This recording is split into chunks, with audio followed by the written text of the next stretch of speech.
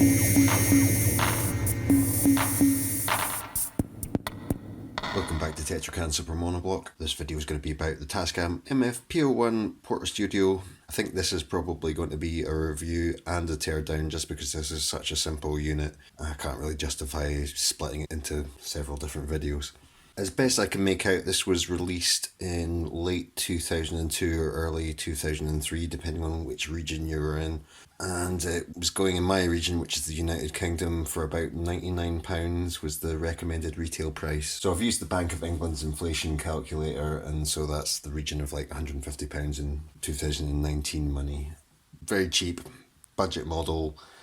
I think the only one that I've found so far that was manufactured in the 2000s rather than in the 1980s and 1990s. And its ancestors, I guess, are the Porta 03 and 02, the numbers. The Porta 1 spelled out in letters ONE and Porta 2 spelled out in letters TWO were actually earlier.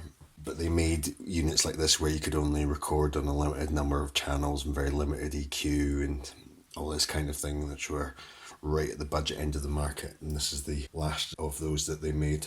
I've got a little paper checklist of talking points for reviews where I go through all the specifications, but it's actually more a case of saying what this doesn't have. So reading off the list, this doesn't have dual speed, it doesn't have adjustable speed, it doesn't have the facility to record on more than one track at the same time, it doesn't have any noise reduction, it doesn't have auto stop or any special memory features. It doesn't have a digital counter. There is no facility to punch in. There is only one input. It doesn't even really have meters for any of the playback channels. It doesn't have equalization. There's no effects returns. There's no facility to bounce unless you use it in conjunction with an external cassette player. So you record the output of that, 4 tracks to 2 tracks, and record the 2 tracks back onto the machine. But that would mean the recordings were subject to degradation. There's no option to synchronize it with an external machine. Doesn't have tape outs, it's just got these RCA outputs for line out. It's really, really basic. You've got like a pan control and a level control for the 4 channels. And then you've got these 4 buttons here, which are mutually exclusive record arms. So one track is always armed, and it's whichever one's depressed, you get a flashing light when that's plugged in. In fact, let me plug that in so I can show you what I'm talking about. And by the by, it's a negative center 12 volt AC to DC adapter that I'm plugging in. Of course, Tascam's literature says, oh, you must use our proprietary power adapter, but actually any generic one's going to work so long as the polarity, voltage are correct. I think as long as it produces more than half an amp, then you can use pretty much any one. A switching supply will be fine, as opposed to one with a transformer, if you know what the difference between those are. Power switch at the back, light comes on. At the moment this button's depressed. If I press this one, then you can see which of these LEDs is flashing. And then recording is a matter of just pushing down the record and play. I can't do that at the moment because there's no cassette in there. If I hold up that little tab in the top left corner, then it allows me to do it, at which point this light goes solid. You can see it's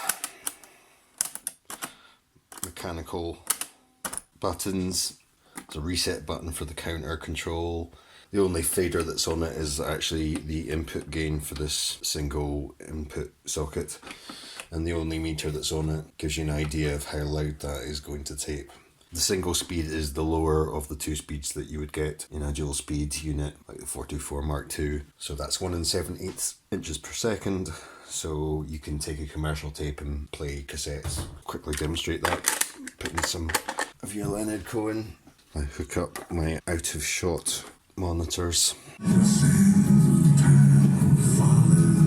So the backwards you could hear there was because I had tracks 3 and 4 up. Obviously the way these work. Left and right for sides A and B are on the same side of the cassette. It's just that a conventional cassette player plays them in 2 different directions. A 4-track works by playing all 4 of them in the same direction, so that means you can play back tracks 3 and 4 backwards. If I turn the tape over, then I can change which side of this I hear backwards and forwards. So clearly this is intended as a very introductory type of machine, just like a dictaphone that you can layer 4 ideas with and then make a very rough balance and stereo image with it. And that isn't a criticism, there's a lot to be said for it being just this simple. This had a bit of a reputation coming to me, like I've heard a lot of shit talked about this unit in forums and so on, that, you know, it broke down really easily and it's low quality, blah blah blah. I've already had this open and I can't see anything in there that's really that much different to a more expensive model.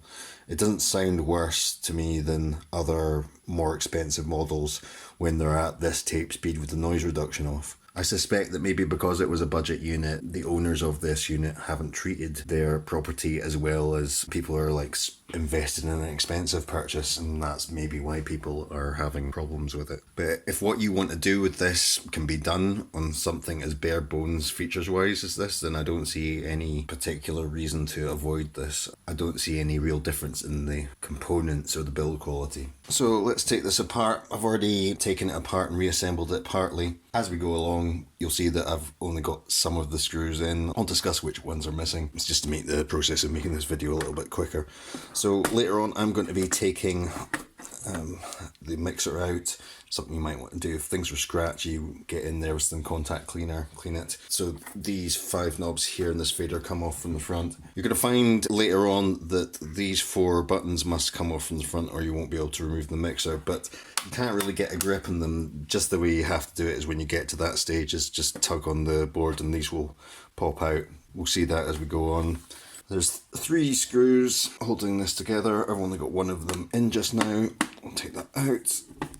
They're about 1.5 centimeters long, black with a wide ferrule because they're going into plastic mounting posts. With all 3 of those removed, and tip this slightly from the front, being careful to get this part of the case around these plastic transport buttons.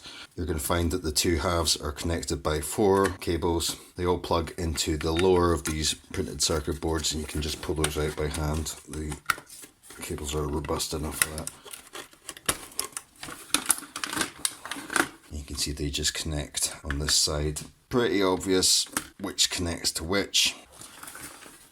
If we look at the lower part first, you may recognise this transport. It was in the Porta-07 and the 414 and 414 Mark II. It's a slower motor than in those models I mentioned. This motor will only do 2,400 RPM instead of 3,200 RPM, hence the 1 7/8 of an inch per second tape speed. But it's good news that it's that transport. This transport's very easy to change the belt. You probably can do that without actually unplugging the record and playback head here on the right and the erase head here on the left from this lower board.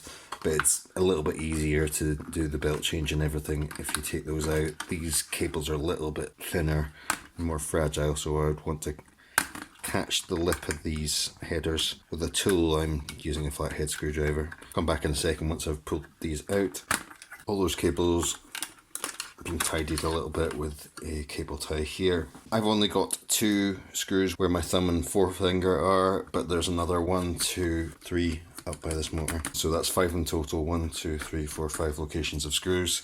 This one down here, as well as this cable tie thing, got a common ground cable with a ring connector that's running to the playback and record head.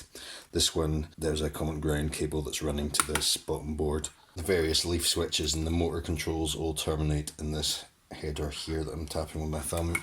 Again, those cables are quite strong, so you can just pull that out by hand. At that point, this will lift out.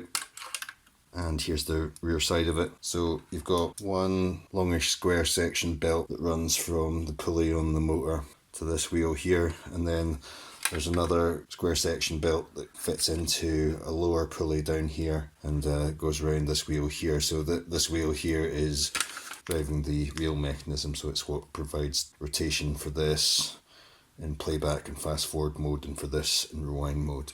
It is really simple, but if you want to see the changing of the belts demonstrated and the sizes of them, I'll quickly mention that you can get like multi-packs with these kind of belts in it. You don't need to buy something expensive for this style of transport. But have a look at my 414 Mark II teardown series and talk about the belts and so on in more detail in that video. Should you need to remove this printed circuit board from this lower part of the plastic case, there are 2 screws. 1 I've already taken out. It's indicated by the location of this arrow that I'm pointing at here. I've put these arrows on myself with Sharpie pen, and then this one I'll just take that out quickly just now.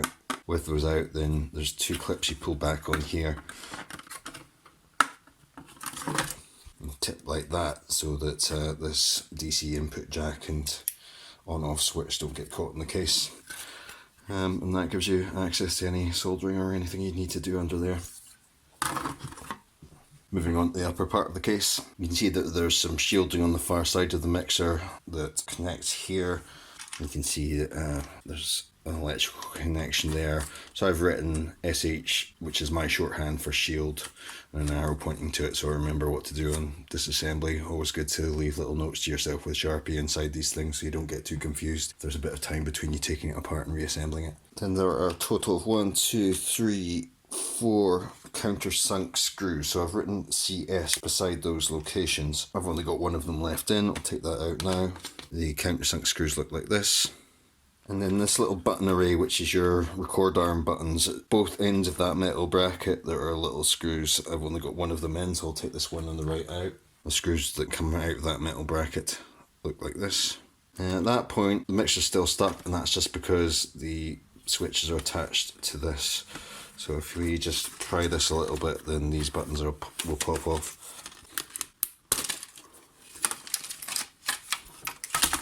So keep them separate. So you can see there's this bit of shielding on top.